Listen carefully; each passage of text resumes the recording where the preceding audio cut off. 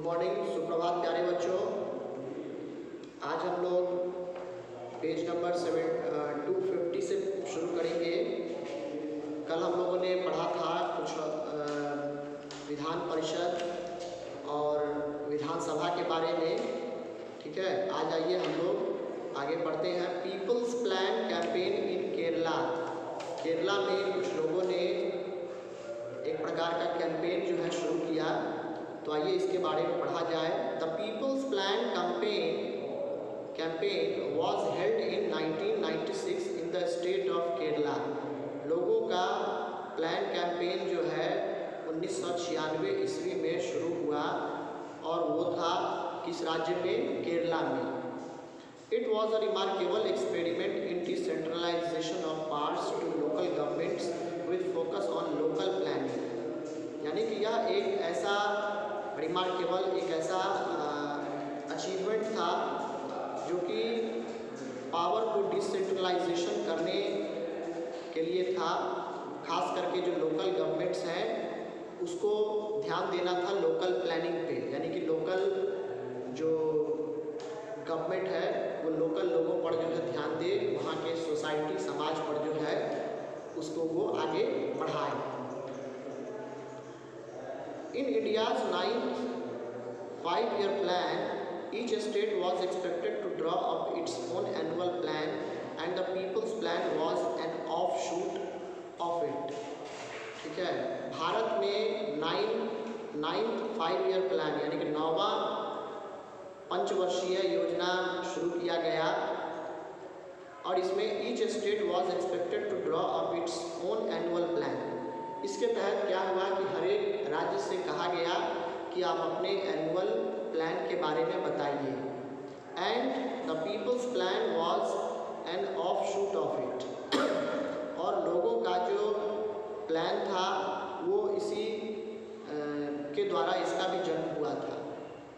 The government of Kerala took a bold decision to allocate 40% of the state development budget to local governments where local people could determine and implement their own development priorities under the People's Plan campaign। यानी कि केरला के government ने, केरला सरकार ने 40% state development के लिए जो budget आया था, ठीक है, यानी कि केरला के डेवलपमेंट के लिए जो बजट तैयार किया गया था उसमें से 40% जो है किस पर खर्च किया गया? गांव वासियों पर, गांव के लोगों पर। Where local people could determine and implement their own development priorities under the People's Plan campaign। जहां पर PPC People Plan campaign के तहत गांव के लोगों ने अपने आप को डेवलप करना चाहा। उसके बाद है सबसे पहले phases in people's plan campaign. People's plan campaign का फेज क्या था? सबसे पहला है in the first phase gram sabhas village constituencies were convened and people at the local level were mobilised to assess their needs. पहले फेज में क्या हुआ कि जो ग्राम सभा था, गांव का जो कॉन्स्टिट्यूएंसी था, उसको क्या किया गया? वो convened and people at the local level, और लोकल लेवल पर जो लोग थे वो mobilize to assess their needs, उनको मोबिलाइज किया गया था। यानी कि सभी को एकजुट किया गया, इकट्ठा किया गया, एक जगह पर लाया गया और उनको उनके नीड्स, उनके ज़रूरत के बारे में चर्चा की गई। Next, in the second phase development seminars were held in every village panchayat. दूसरे फेज में क्या किया गया? Seminars, meetings for exchange of ideas.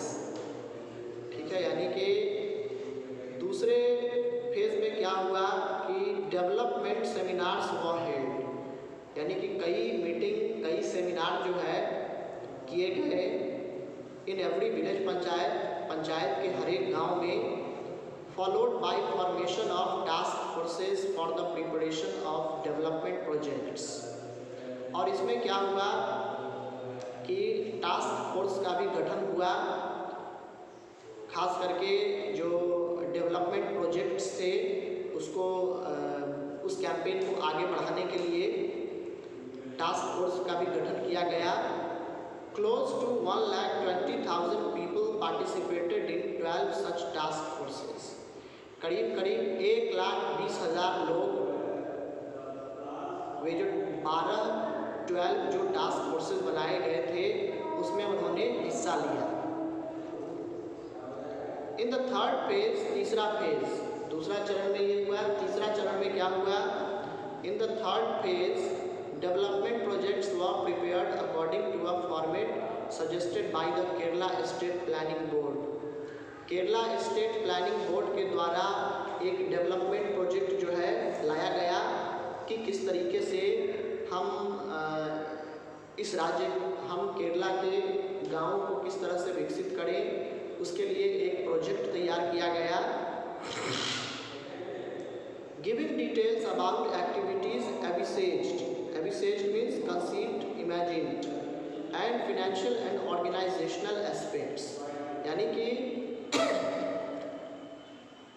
रुपए पैसे यानी कि आर्थिक और ऑर्गेनाइजेशनल एस्पेक्ट्स, इन पहलुओं को ध्यान में रखते हुए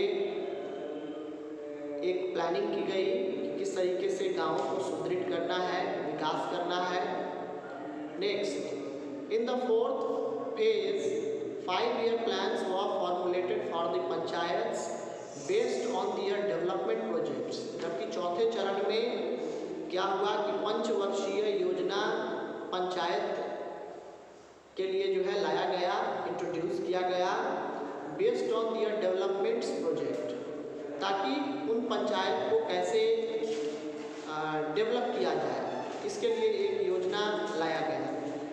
next, the fifth and final phase was meant for the preparation of annual plans for block and district panchayats by integrating the lower level plans and for developing their own plans that would be complementary to the village panchayat plans। जबकि पांचवें चरण में क्या किया गया? पांचवें और अंतिम चरण में एनुअल प्लान ब्लॉक के लिए और डिस्ट्रिक्ट पंचायत्स के लिए, ठीक है, डिस्ट्रिक्ट पंचायत के लिए और ब्लॉक्स के लिए एक एनुअल प्लान लाया गया कि एक साल में क्या करना है, हमें कैसे आगे बढ़ना है।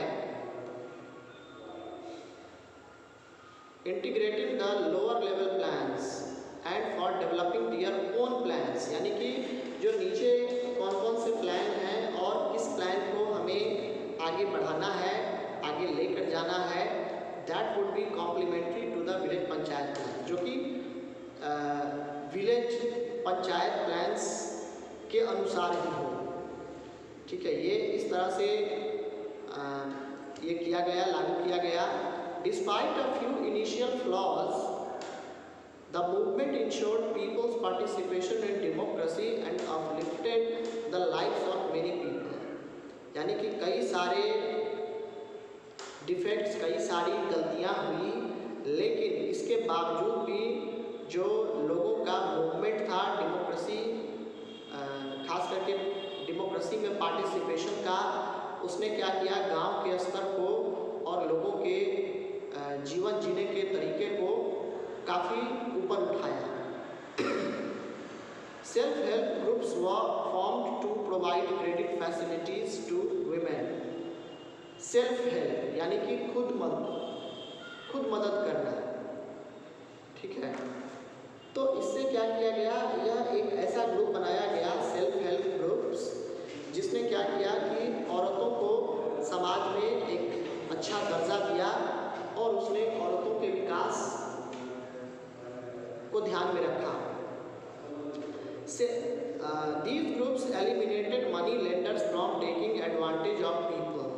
ये ग्रुप्स क्या करते थे कि वैसे साहूकार, वैसे सेठ जो कि पैसे देते हैं और उससे एक अच्छा खासा मुनाफा, सूद वगैरह लेते हैं, तो उसको क्या किया गया, एलिमिनेट कर दिया गया, उसको हटा दिया गया कि आप सूद वगैरह नहीं ले सकते।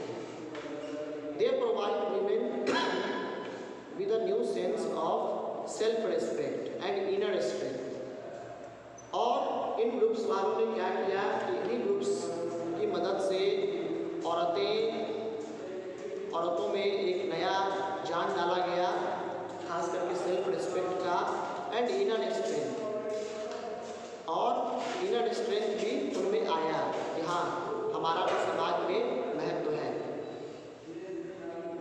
One such state sponsored economically empowering project named Kudumbashree family prosperity. उसमें से एक प्रोजेक्ट का नाम है जिसने औरतों को, महिलाओं को शिक्षा दिया और आगे बढ़ाया। उस एक प्रोजेक्ट का नाम है कुदुम्बाश्री।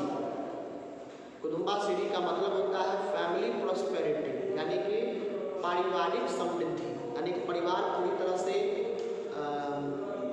फला फूला होना, ठीक है, भरा मतलब खुशहाल होना। Became a great success. और यह एक तौर पे अगर देखा जाए तो यह एक बहुत बड़ी उपलब्धि साबित हुई, यह सक्सेसफुल रहा campaign.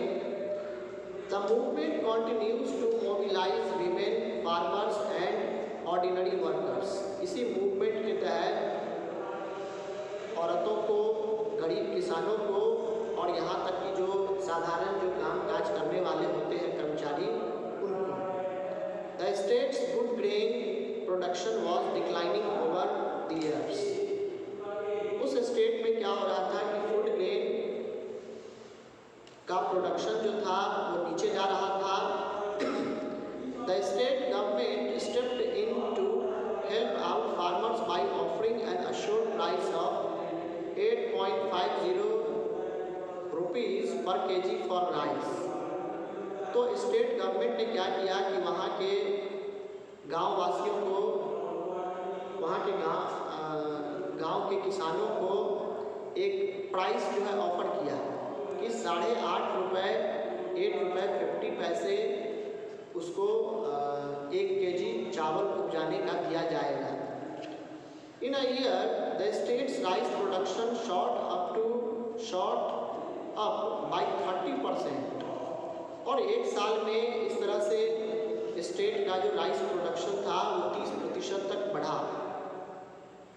This democratic movement was such a success that the government continued it under a new name, the Kerala Development Plan।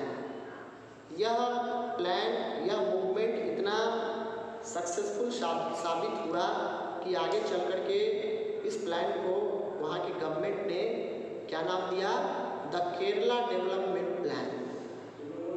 ठीक है, आज अगर आप देखेंगे तो एजुकेशन के मामले में भारत का सबसे ज़्यादा एजुकेटेड स्टेट वही है। इसका परसेंटेज देखें तो इट इज़ 95%। मीन्स वहाँ का जो एजुकेशन लिटरेसी रेट है दैट इज़ अप्रॉक्सीमेटली 95%। मतलब 100 में से 95 लोग पढ़े लिखे होते हैं, शिक्षित होते हैं। 5 ही लोग ऐसे अनपढ़ गंवार जो पढ़ना नहीं चाहते हैं, ठीक है, वो। चलिए, उसके बाद है स्टेट फंक्शनरीज। स्टेट में किसी भी राज्य में भारत के किस तरह से फंक्शन क्रियाकलाप होता है, आइए देखें।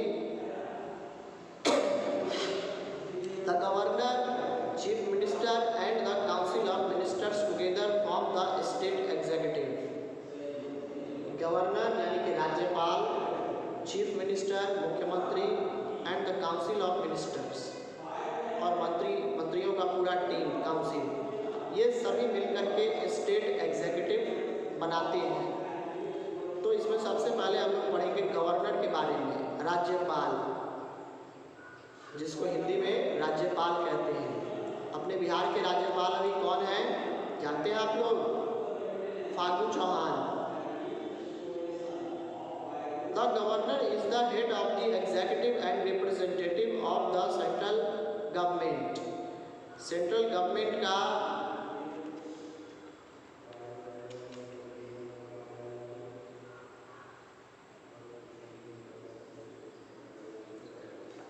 स्टेट गवर्नमेंट यहाँ होना चाहिए था आई थिंक। हाँ, तो सेंट्रल गवर्नमेंट का ही गवर्नर जो होता है वो एग्जीक्यूटिव और रिप्रेजेंटेटिव जो होता है सेंट्रल गवर्नमेंट का, उसका हेड माना जाता है। A governor is appointed by the president and holds office for a term of 5 years। Governor की नियुक्ति राष्ट्रपति के द्वारा किया जाता है और वो उसका कार्यकाल 5 वर्षों का होता है। The governor is the link between the state and the central government, यानी कि गवर्नमेंट क्या करता है, स्टेट गवर्नमेंट को और सेंट्रल गवर्नमेंट दोनों को आपस में जोड़ता है, वो लिंक है।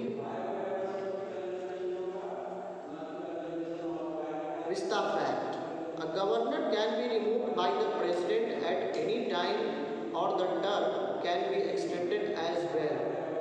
एक गवर्नर को राष्ट्रपति कभी भी किसी भी समय हटा सकता है या अगर उसको एक्सटेंड भी कर सकता है, यानी कि आगे के लिए भी उसको बढ़ा सकता है, समय सीमा भी बढ़ाया जा सकता है। उसके बाद है eligibility. What are the eligibility criteria to become a governor. Governor बनने के लिए क्या क्या एलिजिबिलिटी होनी चाहिए, आइए देखें। A person must be a citizen of India at least 35 years of age. उस व्यक्ति को जो गवर्नर के लिए नियुक्त होने वाला है या गवर्नर, तो उस व्यक्ति को भारत का नागरिक होना चाहिए। दूसरी बात कि वो कम से कम 35 वर्ष का होना चाहिए, उससे नीचे नहीं होना चाहिए। And should not be a member of parliament और स्टेट लेजिस्लेचर और होल्डिंग एनी गवर्नमेंट पोस्ट। और पार्लियामेंट का मेंबर या स्टेट लेजिस्लेचर का मेंबर नहीं होना चाहिए और ना ही कोई गवर्नमेंट एम्प्लॉई होना चाहिए, ठीक है। उसके बाद है powers of the governor. Governor के क्या पावर होते हैं, राज्यपाल के। The powers and functions of the governor are quite similar to those of the president but at the state level. अगर आप गवर्नर के पावर की बात करें तो जो पावर सेंट्रल गवर्नमेंट के, यानी कि सेंट्रल गवर्नमेंट में जो राष्ट्रपति को दी गई है, जो प्रेसिडेंट को दिया गया है, वही पावर गवर्नर एक्सरसाइज करता है and it is with in the state, state के अंदर। एग्जीक्यूटिव पावर्स, अब इसमें पावर भी इनके अलग अलग बांटे गए हैं। सबसे पहला है executive powers. The governor appoints the, एक मिनट,